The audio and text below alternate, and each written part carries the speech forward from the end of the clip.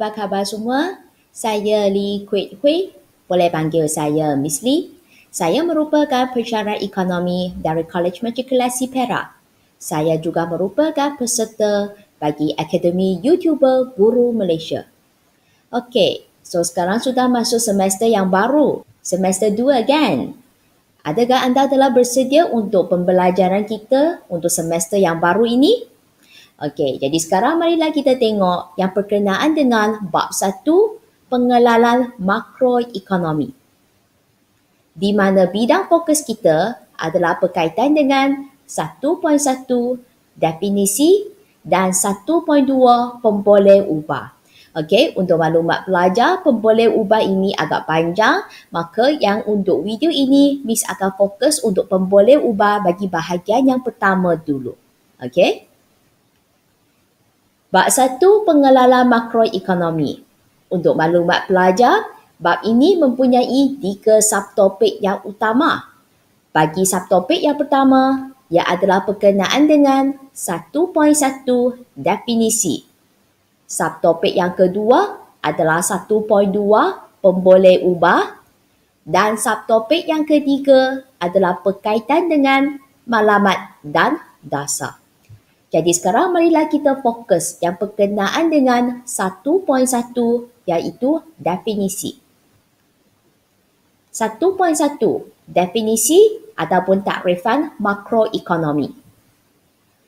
Definisi dia, kajian ekonomi secara menyeluruh yang melibatkan pemboleh ubah ekonomi ataupun ada buku rujukan yang tekankan sebagai pemboleh ubah makroekonomi sebenarnya pun sama sahaja.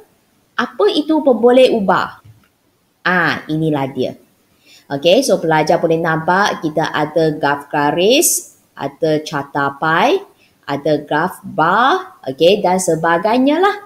Jadi dekat sini apa yang Miss nak bagi tahu pelajar, pemboleh ubah ini sebenarnya dia boleh ditunjukkan ataupun kita kata dia boleh present melalui carta lah ataupun melalui graf. Okey, nanti anda akan belajar dengan lebih lanjut apa itu pemboleh ubah.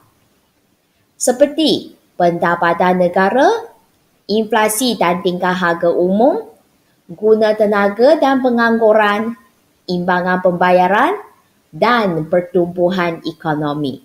Okey, dekat sini ini adalah contoh-contoh lah yang berkenaan dengan pemboleh ubah ekonomi di mana contoh-contoh ini sebenarnya boleh ditunjukkan melalui gambar raja, carta ke, graf ke dan sebagainya. Okey, jadi itu adalah berkenaan dengan pemboleh ubah ekonomi. Okey, untuk maklumat pelajar, definisi dia kita cuba nampak ada kata kunci. Jadi kata kunci dekat sini ingat dia adalah secara menyeluruh dan dia adalah melibatkan pemboleh ubah. Okey, ini hanya sekadar contoh sajalah. Okey, kita sambung huraian yang lebih lanjut berkenaan dengan definisi makroekonomi ini. Dia adalah mengkaji kegiatan dan interaksi antara pelaku ekonomi yang terdiri daripada, untuk maklumat pelajar, pelaku ekonomi ini sebenarnya dia adalah merujuk kepada unit-unit ekonomi. Contohnya, isi rumah, firma, kerajaan dan sektor luar. Okey, kalau pelajar masih ingat, isi rumah ini dia sebenarnya adalah berkaitan dengan pengguna. Okey, berkenaan dengan firma. Firma juga dikenali sebagai pengeluar. Dan kemudian kita ada kerajaan dan juga sektor luar. Okey, sektor luar ini sebenarnya dia adalah melibatkan interaksi ataupun kita kata perdagangan lah yang wujud antara sesebuah negara dengan negara yang lain. Jadi contoh yang Miss bagi dekat sini adalah seperti negara Malaysia dengan negara Singapura. Okey, dengan reti kata lain, ini sebenarnya ada kaitan dengan kegiatan ekspor dan juga import. Okey, secara agregat dalam kegiatan ekonomi. Okey, untuk maklumat pelajar, kalau anda nampak perkataan secara agregat, agregat itu sebenarnya dia adalah merujuk kepada jumlah. Okey, ingat ya, agregat sama dengan jumlah. Okey, apa yang Miss nak maklumkan dekat sini? Masa semester 1, anda belajar mikroekonomi. kan kita kaji tentang isi rumah, firma, kita juga kaji kerajaan kan. Tetapi kita kaji secara berasingan.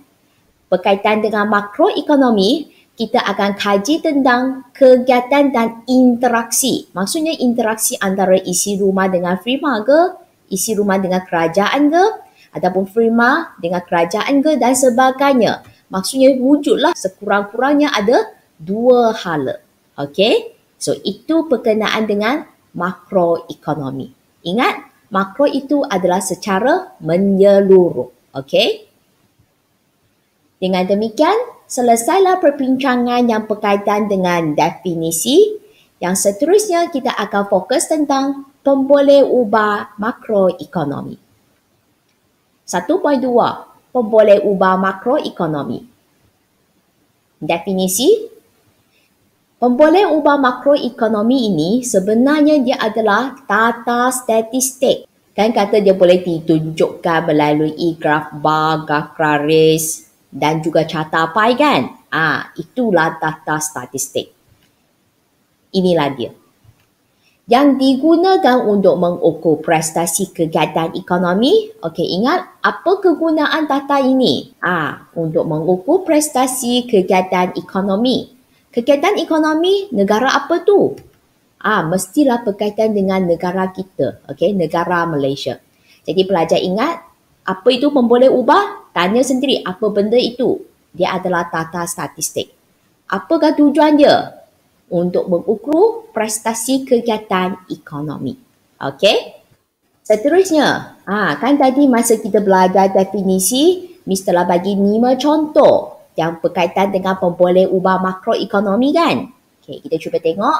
Dia adalah terdiri daripada, ada P, I, G, I, P. Okey, jadi untuk P yang pertama ini, berkaitan dengan wang punya. Apa benda tu? Ya, dia melibatkan pendapatan negara. Okey. Untuk yang kedua, yang I punya, yang ada turun naik. Lepas tu meningkat. Inflasi dan tingkat harga umum. Okey, so itu I. Bagaimana pula dengan G? Ada banyak buruh kat sini. Jadi berkaitan dengan guna tenaga dan pengangguran. Lepas tu I yang seterusnya berkenaan dengan imbangan pembayaran. Okey, untuk maklumat pelajar, anda sebagai pelajar perakanan, mungkin imbangan pembayaran ini merupakan kali pertama anda dengar perkataan ini kan? Untuk imbangan pembayaran ini, sebenarnya konsep dia lebih sama seperti perakaunan. Dia juga merupakan satu imbangan dan dia melibatkan penerimaan dan pembayaran. Okey, tetapi penerimaan dan pembayaran ini adalah melibatkan antara sesebuah negara dengan negara yang lain. Okey, yang berkaitan dengan ekspor dan juga import. Okey, jadi itu adalah berkenaan dengan pemboleh ubah yang keempat. Dan P yang terakhir itu adalah merujuk pertumbuhan ekonomi. Okey, untuk maklumat pelajar, sebenarnya bagi pemboleh ubah yang pertama iaitu pendapatan negara dan pemboleh ubah yang terakhir iaitu pertumbuhan ekonomi, dua-dua pun mula dengan P kan? Tetapi kita sebenarnya boleh gabungkan kedua-dua itu dan jadikan satu pemboleh ubah. Bermaksud pendapatan negara dan pertumbuhan ekonomi pun boleh juga. Okey, kenapa Miss kata demikian? Sebab huraian bagi pemboleh ubah pendapatan negara dan pertumbuhan ekonomi sebenarnya adalah lebih kurang sama sahaja. Nanti Miss akan terangkan dengan lebih lanjut yang berkaitan dengan pendapatan negara dan pertumbuhan ekonomi ini. Sebenarnya kedua-dua pemboleh ubah ini huraian dia adalah lebih kurang sama sahaja. Okey? Okey, 1.2. Pemboleh ubah makroekonomi. Kan tadi kita kata ada 5 kan? Okey, ada P, I, G, I, P. PG ya ingat. Jadi untuk P yang pertama, pendapatan negara. I ini inflasi dan tingkah harga umum. Kalau G, guna tenaga dan pengangguran. Kalau I yang seterusnya, ya, berkenaan dengan imbangan pembayaran. Dan P yang terakhir ini adalah pertumbuhan ekonomi. Okey, jadi sekarang kita akan fokus yang berkaitan dengan pemboleh ubah pertama, iaitu pendapatan negara. Pendapatan negara. Definisi dia. Nilai barang akhir dan perkhidmatan. Ingat, ada dua kata kunci kat sini ya. Barang akhir, lepas tu ada perkhidmatan yang dikeluarkan oleh sesebuah negara. Jadi negara dekat sini adalah merujuk kepada negara Malaysia dalam tempoh tertentu. Okey, untuk maklumat pelajar, biasanya tempoh yang kita kaji ini adalah tempoh tahun tertentu lah, dalam 1 tahun biasanya. Okey, so ingat itu adalah definisi bagi pendapatan negara. Kita tengok dari segi konsep. Pendapatan negara biasanya dikenali sebagai keluaran negara kasar, KNK, ataupun lagi satu, keluaran dalam negeri kasar, KDNK. Okey, apa yang Miss nak sampaikan dekat sini, kalau pelajar nampak KNK ataupun KDNK, ingat itu adalah berkaitan dengan pendapatan negara. Okey? KNK, KDNK. Berkaitan dengan pendapatan negara, kalau kita nak nama yang spesifik untuk KNK ini adalah keluaran negara kasar. Kalau KDNK, keluaran dalam negeri kasar. Okey, kita cuba tengok ya. Nanti kita akan kaji tentang KNK ataupun KDNK potensi, sebenar, nominal, benar. Okey. Sekarang apa yang Miss nak beritahu untuk maklumat pelajar berkaitan dengan potensi dan sebenar, sebenarnya kedua-dua ini dia adalah dalam satu kumpulan yang sama. Dua ini adalah kawan baik ya, jangan pisahkan mereka. Okey, seterusnya kita juga ada nominal dengan benar. Juga sama, dia adalah dalam kumpulan yang sama. Okey, so jangan pisahkan antara nominal dengan benar. Kenapa Miss nak beritahu sedemikian? Sebab nanti masa kita kaji, potensi dengan sebenar ini, dia adalah dalam kumpulan yang sama. Bagi nominal dengan benar, dia adalah dalam kumpulan yang sama. Okey, lagi satu perkara yang Miss nak highlight sikit. Nampak ya, yang ini sebenar, yang ini benar. Dua benda yang berlainan. Okey, jadi sekarang kita akan kaji kumpulan ini, di mana kita akan fokus tentang KNK ataupun KDNK potensi dengan sebenar. KNK ataupun KDNK potensi. Apa maksud potensi dekat sini? KNK ataupun KDNK yang seharusnya dikeluarkan oleh sesebuah negara jikalau semua faktor pengeluarannya adalah digunakan secara sepenuhnya. Ingat, itu adalah seharusnya dikeluarkan. Kalau kita kaji tentang KNK ataupun KDNK sebenar, KNK ataupun KDNK yang sebenarnya dihasilkan oleh sesebuah negara.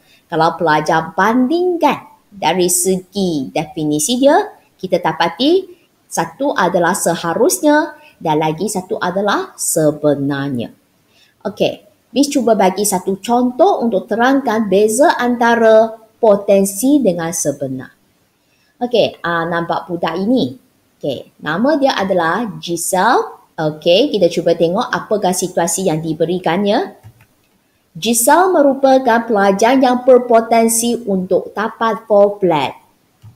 Tetapi, Giselle sebenarnya memperoleh pointer 3.8. So, kalau berpotensi itu bermaksud Giselle seharusnya boleh dapat 4 flat. Sebab dia merupakan seorang pelajar yang rajin. Tetapi mungkin disebabkan faktor-faktor tertentu menyebabkan Giselle sebenarnya hanya dapat pointer 3.8. So, itu beza antara potensi dengan sebenar. Okey, situasi yang Miss beri ini, saya guna contohlah bagi seseorang individu. Tetapi sekarang apa yang kita nak bincangkan dekat sini, kita nak tengok dari segi negara. Negara itu berpotensi menghasilkan keluaran berapa. Dan sebenarnya dia dapat keluaran yang berapa. Okey? Kita cuba tengok raja ini. So nampak paksi Y dekat sini dia adalah merujuk KNK, iaitu keluaran negara kasar. Okey, lepas itu paksi X ini dia merujuk tahun lah. Okey, mungkin tahun 2000, 2001 sehingga tahun 2020 lah. Okey, katakan nampak yang ini. Yang warna biru punya, ini adalah KNK potensi. So ingat, potensi dekat sini merujuk yang seharusnya boleh dikeluarkan oleh sesebuah negara tersebut. Lepas tu kita cuba tengok yang warna merah punya kelok. So itu adalah KNK sebenar.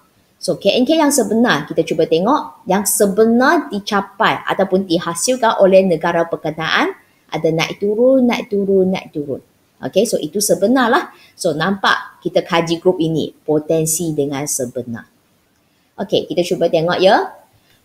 Kalau kita nak cari pasal jurang KNK, dia merujuk kepada KNK potensi tolak KNK sebenar. Itu adalah rumusnya. So bermaksud beza antara ini, beza gap dia antara kelok yang berwarna biru dengan merah ini, gap ini kita panggil dia sebagai jurang KNK. Okey? Dan untuk maklumat pelajar, makroekonomi ini sebenarnya ada dua masalah utama yang kita nak kaji, iaitu berkaitan dengan inflasi dan juga deflasi. Okey, kita cuba tengok ya. So, dalam pelajar ini, nanti kita akan kaji kedua-dua masalah ini. Kita cuba tengok yang pertama dulu. Kita dapati bahawa apabila KNK potensi kurang daripada KNK sebenar, berlakunya inflasi. Okey, KNK potensi itu merujuk warna biru punya, kelok yang berwarna biru. Sementara KNK sebenar itu adalah merujuk kelok yang berwarna merah. So, anda kena tengoklah di mana kita kata yang biru punya kurang daripada merah punya ataupun yang merah lebih daripada biru, itu berlakunya inflasi. So, tengok bahagian mana tu. Okey, merah lebih biru. Inilah dia point ini. Okey, jadi masa itu kita kata inflasi berlaku di bahagian sini. Sebab kita dapati bahawa KNK sebenar adalah melebihi KNK potensi. Okey? Kita sambung lagi satu masalah. Apabila KNK potensi lebih daripada KNK sebenar, berlakunya deflasi. Okey? Jadi pelajar cuba tengok KNK potensi melebihi sebenar. Macam semua pun sama je kan? Jadi kita pilih point beza yang paling banyak itu. Sinilah. Okey? So potensi ke atas, sebenar kat bawah, potensi melebihi sebenar. Jadi ini adalah deflasi, masalah deflasi. Okey, jadi dekat sini yang penting pelajar kena tahulah masalah inflasi itu berlaku kat mana, deflasi itu berlaku kat mana. Okey, apabila kalau saya kata KNK potensi sama dengan KNK sebenar, point ini. Okey, di mana KNK potensi kalau sama dengan KNK sebenar, itu dikenali sebagai mencapai guna tenaga penuh. Saya ulang, kalau KNK potensi sama dengan KNK sebenar, iaitu berlakunya guna tenaga penuh. Okey? Okey, untuk maklumat pelajar, sebenarnya deflasi ini dia juga mempunyai nama yang lain, iaitu kemelesetan pengangguran. Jadi ingat, deflasi sama dengan kemelesetan juga sama dengan pengangguran. Maksudnya yang biasa pelajar pernah dengar itu pengangguran dengan kemelesetan kan? Deflasi ini merupakan nama yang barulah untuk anda. Okey, so itu berkaitan dengan deflasi. Okey, kita sudah habis kaji yang berkaitan dengan potensi dengan sebenar. Okey, jadi sekarang yang seterusnya kita akan kaji satu kumpulan yang lain yang berkenaan dengan nominal dan juga benar. Okey, jadi dekat sini Miss telah sediakan dalam bentuk jadual ya supaya lebih senang untuk kita banding dari segi aspek-aspek tertentu. Okey, kita cuba tengok yang pertama punya. Kalau nominal ingat dia adalah berdasarkan harga semasa. Ya, itu kata kunci dia ya. Okey, kalau KDNK benar, dia adalah berdasarkan harga mala, harga tetap dan harga tahun asas. Okey, untuk maklumat pelajar, harga mala, harga tetap, harga tahun asas itu sebenarnya dia memberi maksud yang sama sahaja. Cuma dia ada panggilan yang berlainan. Okey, ingat mala, tetap dan juga harga tahun asas. Okey. Aspek yang seterusnya. Unsur perubahan harga dan keluaran fizikal. Kalau unsur perubahan harga dekat sini bermaksud tata nominal ini sebenarnya dia telah mengambil kira lah unsur perubahan harga bagi sesuatu barang. Dengan reti kata lain, kalau berlaku inflasi pada tahun tertentu, dia juga telah mengambil kira lah unsur inflasi itu. Okey? Seterusnya, bagi KNK ataupun KDNK benar, unsur perubahan keluaran fizikal sahaja. Okey, so pelajar boleh nampak ya, dekat sini dia tak ada mention pasal harga pun. Dengan reti kata lain, dia sebenarnya dia tidak mengambil kira lah unsur perubahan harga. Okey, bagi tata yang benar. Kalau kita nak buat perbanding bagi keluaran yang dihasilkan oleh sesebuah negara ataupun kalau kita nak pastikan pertumbuhan ekonomi bagi negara tertentu, lebih elok kita pakai tata yang benar ini. Okey, sebab dia tidak melibatkan ataupun dia tidak mengambil kira unsur perubahan harga.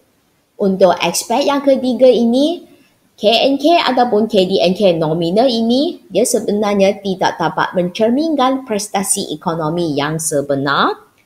Manakala bagi KNK ataupun KDNK benar ini, dia dapat menilai prestasi ekonomi yang sebenar. Itulah sebab tadi Miss kata dia adalah lebih sesuai untuk mengukur kadar pertumbuhan ekonomi bagi sesebuah negara. Jadi itu adalah perbezaan ataupun perbandingan lah antara nominal dengan benar. Okey? Okey, kita cuba tengok tata yang dibekalkan dekat sini. Okey, ini adalah contoh lah bagi time series data ya. Okey, pelajar boleh nampak ada KDNK dan PNK. Okey, KDNK ini keluaran dalam negeri kasar dan PNK ini adalah pendapatan negara kasar. Okey, pada harga semasa. Kalau anda nampak perkataan harga semasa ini, dia berkenaan dengan tata nominal ke benar ni? Ya, kalau harga semasa itu adalah berkaitan dengan nominal. Dengan reti kata lain, KDNK ini adalah KDNK nominal. Begitu juga dengan PNK ini, dia juga merupakan PNK yang nominal. Okey, pelajar boleh nampak dekat sini dia guna GDP ya. Kalau GDP ini sebenarnya adalah dalam bahasa English, iaitu Gross Domestic Product. Okey, saya ulang, Gross Domestic Product. Lepas tu dekat sini untuk PNK, pendapatan negara kasar ini, bawah dia ada tulis GNI. Dan GNI ini sebenarnya dia adalah merujuk Gross National Income. Saya ulang, Gross National Income. Okey, jadi itu adalah ringkasan dia lah. Okey, kita sambung lagi. KDNK dan PNK pada harga mala. Okey, apa maksud mala dekat sini? Ya, data yang ditunjukkan dekat sini merupakan data yang benar. Dengan reti kata lain, ini adalah KDNK benar. Lepas tu ini adalah PNK yang benar. Okey, pelajar boleh nampak dekat sini ada tulis 2005 sama dengan 100. Apa maksud 100 ini? Okey, 100 ini sebenarnya dia merujuk kepada tahun asas. Bermaksud tahun 2005 ini dia merupakan tahun asas. Kenapa kita perlukan tahun asas? Tujuan dia adalah untuk memudahkan kita nak buat perbandingan. Okey, bagi tahun berkaitan. Berkaitan dengan tahun asas ini, sebenarnya kita akan belajar dengan lebih lanjut pada subtopik yang seterusnya. Okey? Dengan demikian, selesailah perbincangan yang berkaitan dengan pemboleh ubah makroekonomi yang berkenaan dengan pendapatan negara. Sekarang kita akan fokus dengan pemboleh ubah makroekonomi yang kedua, iaitu inflasi dan tingkat harga umum. Inflasi dan tingkat harga umum. Definisi dia, kenaikan tingkat harga umum secara menyeluruh dan berterusan. Okey, pelajar boleh nampak dekat sini, harga yang kita guna adalah harga umum. Okey, itu kata kunci anda ya. Ingat, harga umum. Apa maksud umum dekat sini? Kalau umum, dia merujuk kepada keseluruhan kan? So, bermaksud kenaikan harga ini bukan hanya menunjukkan kenaikan harga bagi sesuatu barang sahaja, tetapi dia adalah secara umum. Bermaksud secara keseluruhan lah. Ataupun dengan erti kata lain, dalam pasaran barang, harga dia secara keseluruhan pun mengalami kenaikan tingkat harga. Okay? Jadi lagi satulah, ingat, dia adalah secara menyeluruh dan berterusan. Berterusan dekat sini, dia adalah merujuk, dia tidak berhenti-henti lah. Maksudnya asyik meningkat sahaja. Okay? Seterusnya kita akan fokus tentang faktor. Untuk faktor yang pertama itu adalah berkenaan dengan kenaikan permintaan. Okey, untuk maklumat pelajar, siapa yang akan minta sesuatu barang? Individu ataupun pengguna kan? So, bermaksud sekarang dalam pasaran terdapat terlampau banyak individu ataupun pengguna yang minta sesuatu barang. Lepas itu menyebabkan kenaikan permintaan. Apabila terdapat permintaan yang begitu banyak dalam pasaran, dia akan menyebabkan harga barang macam mana? Ya, semakin meningkat kan? Apabila harga meningkat secara berterusan dan menyeluruh, maka dia akan menyebabkan inflasi berlaku. Jadi itu adalah salah satu faktor lah. Faktor yang kedua, kenaikan kos pengeluaran.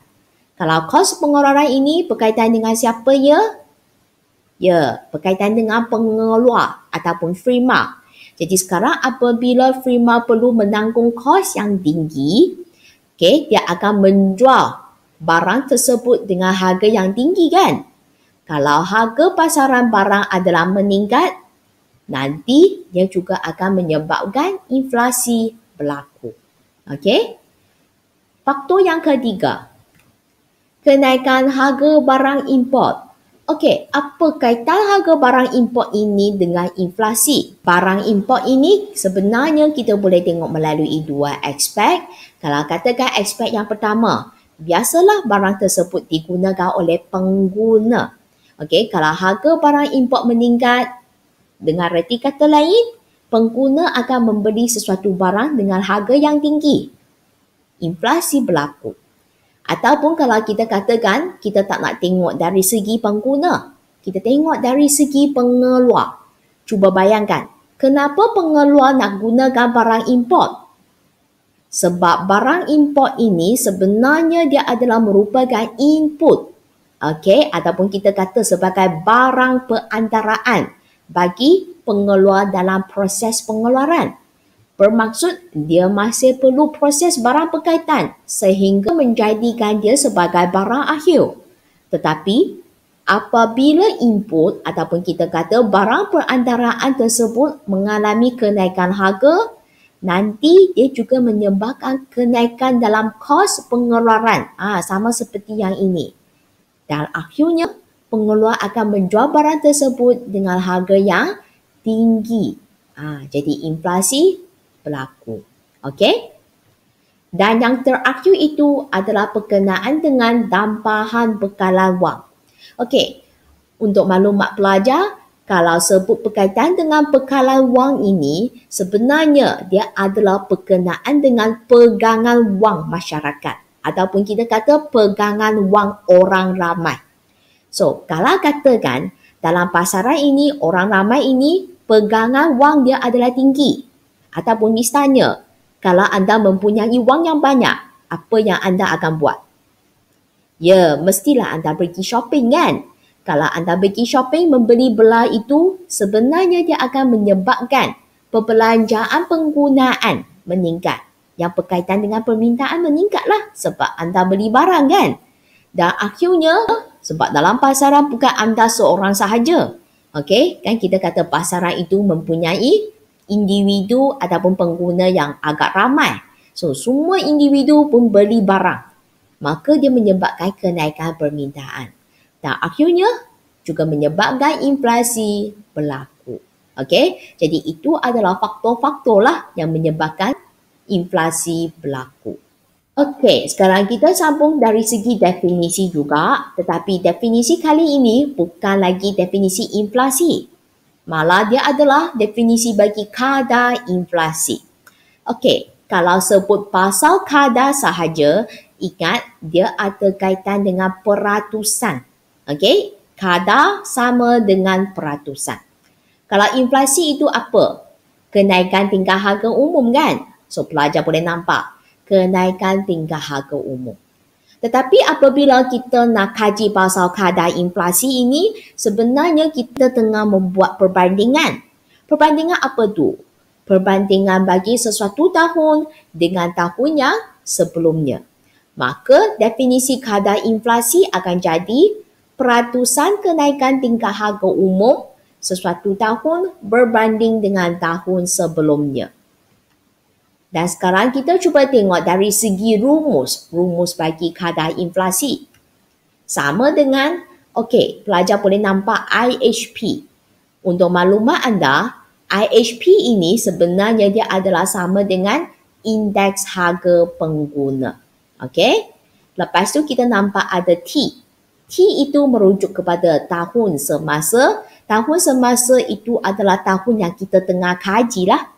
Okey, dan selain daripada itu, kita juga ada T-1 dan T-1 itu sebenarnya merujuk kepada tahun sebelumnya.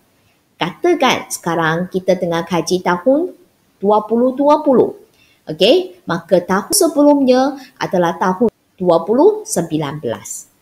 Okey, maka rumus dia saya ulang, kadar inflasi sama dengan indeks harga pengguna tahun semasa tolak indeks harga pengguna tahun sebelumnya, buat kurungan, kemudian bahagi dengan indeks harga pengguna tahun sebelumnya dan darab dengan 100%. Okey, itu adalah rumus bagi kadar inflasi.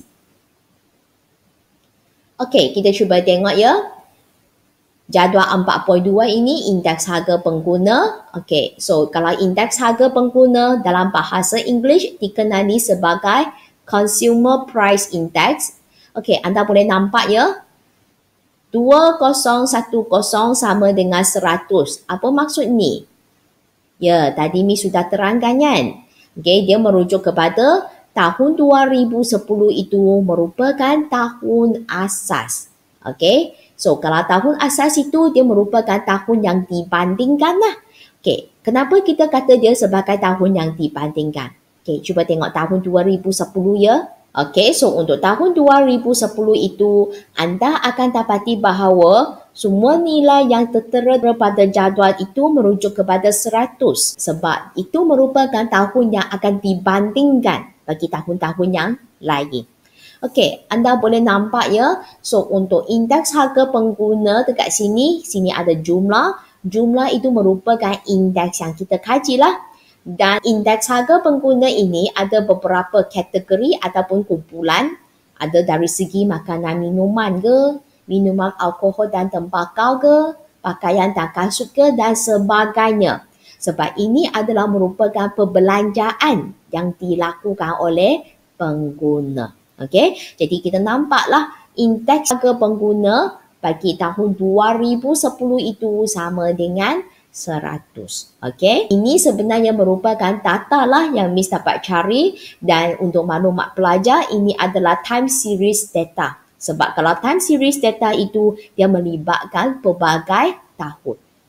Okey, setakat ini pelajar sudah belajar dua pemboleh ubah makroekonomi yang berkaitan dengan P, pendapatan negara dan juga I, inflasi dan tingkat harga umum.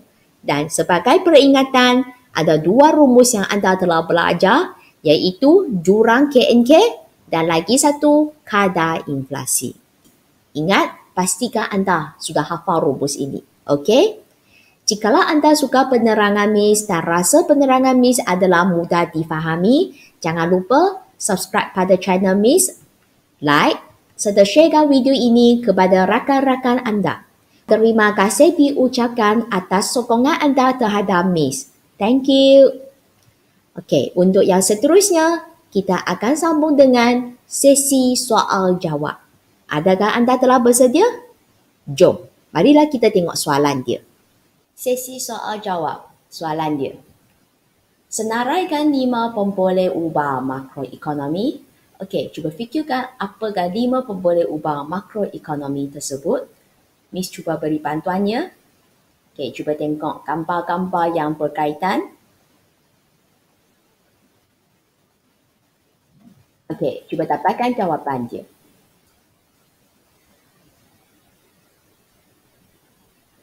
Okey, jadi sekarang marilah kita tengok pemboleh ubah makroekonomi yang pertama. So, PIGIP. P yang pertama ini dia adalah merujuk kepada pendapatan negara. Diikuti dengan yang kedua, inflasi dan tingkat harga umum. Dan yang ketiga ini adalah guna tenaga dan pengangguran. Lepas tu, untuk yang keempat ini, dia adalah merujuk kepada imbangan pembayaran. Dan yang terakhir punya P itu adalah merujuk kepada pertumbuhan ekonomi. Okey? Dan sekarang marilah kita sambung dengan soalan yang seterusnya. Jikalau KNK potensi melebihi KNK sebenar, berlakunya masalah apa? Okey, masalah yang kita kaji dekat sini adalah berkaitan dengan masalah makroekonomi. Jadi sama ada berkenaan dengan inflasi ataupun deflasi. Cuba fikirkan jawapan anda.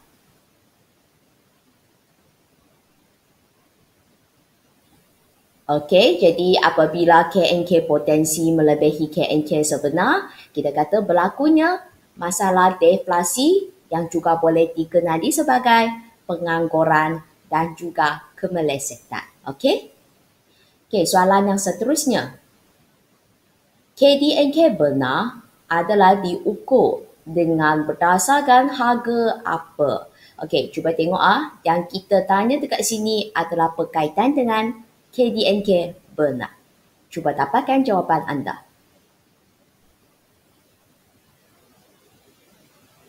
Okey, jadi satu kumpulan punya sama ada KDNK benar ataupun KDNK nominal kan.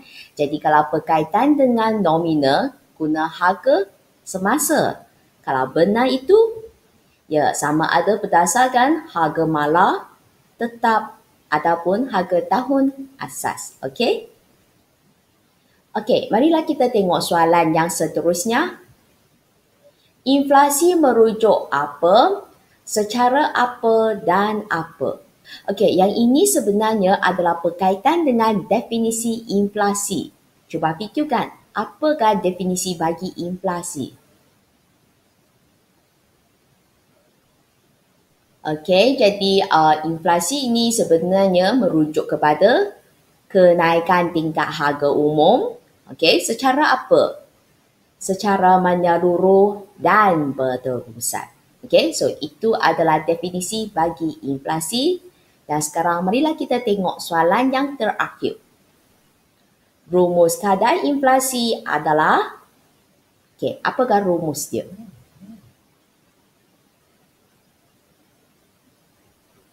Okey, jadi pelajar kena ingat kalau ada kadar ini, maksudnya dia mesti berkaitan dengan peratusan.